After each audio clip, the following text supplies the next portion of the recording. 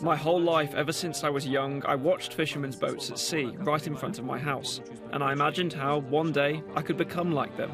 Fishing always fascinated me, and I love being at sea.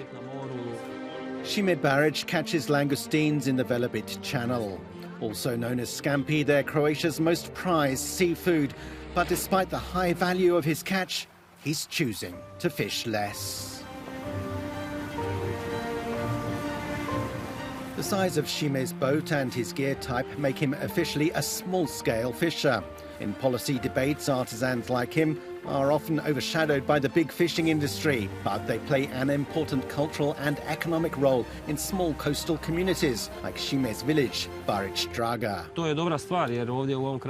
Here in this area, there really are no other sources of income other than fishing.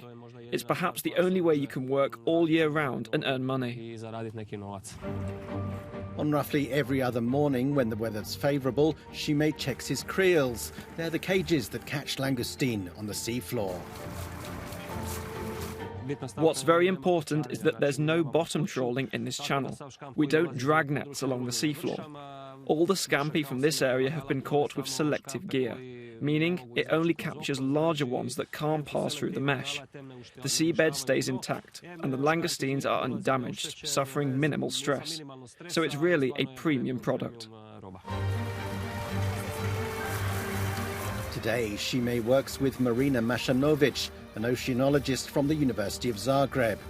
She's a fisherman's daughter herself and is using her PhD research project to help fishers like him make their creels even more selective. They want to avoid catching smaller scampi that are legal to take, but so cheap they're not worth the effort. This one is too small. I've done an analysis and come up with the optimal mesh size so that fishers no longer have to spend time sorting the catch. They'll only catch the larger specimens, which are also the best for the market. Shime also puts back all the female langoustines he catches, even larger ones that he could easily sell for €35 a kilo. The fact is that each of these females can produce 1,000 eggs. So for Shime, releasing them means bigger catches in the future.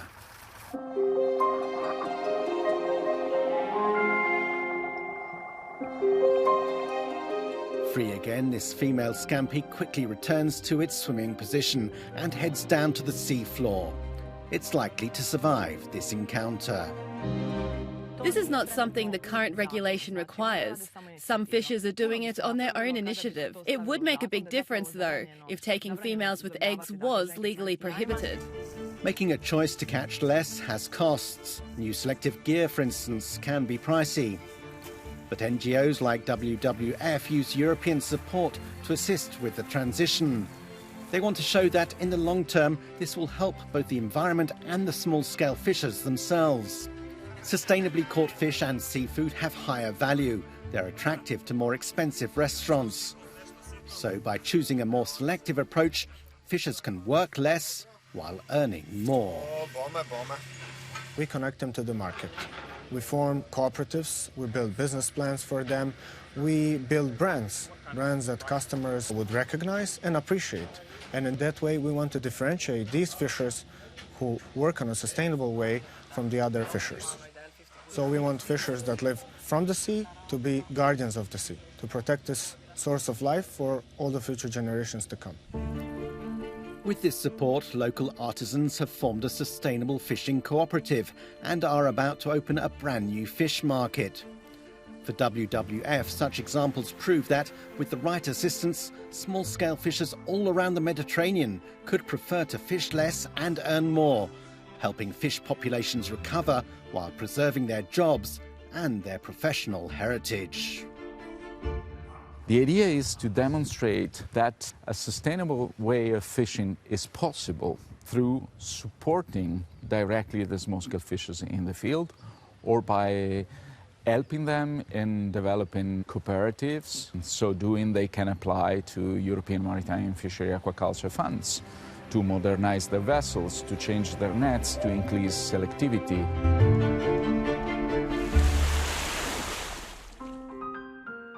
There are other solutions too. In some tourist areas, artisan fishers are reinventing themselves as tour guides.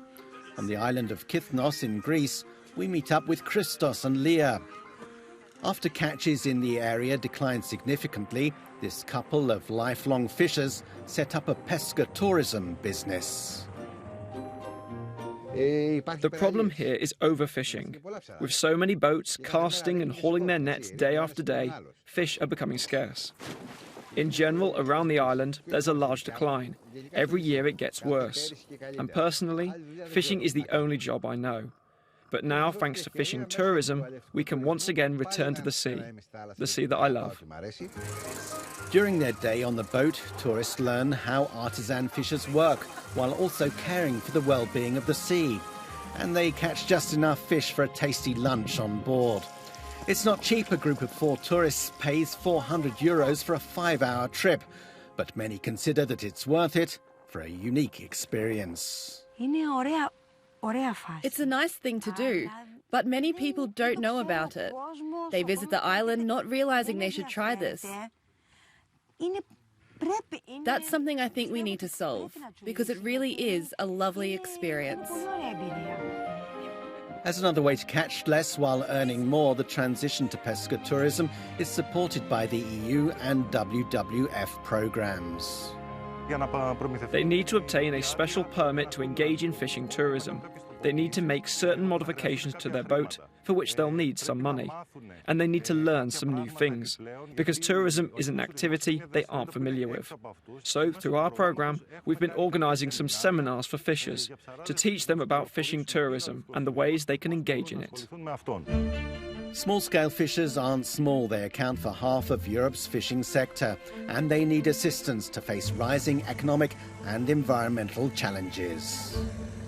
Most of the investment and most of the attention made by the governments is all focused on large-scale industrial fishers. But the small-scale fishers are a little bit isolated. To be transformed in sustainable small-scale fishers, they need support. There are several things that we can do, but there is a need of a coherent interaction between fishers, scientists, NGOs and decision makers, all together involved in the transformation of this fishing sector.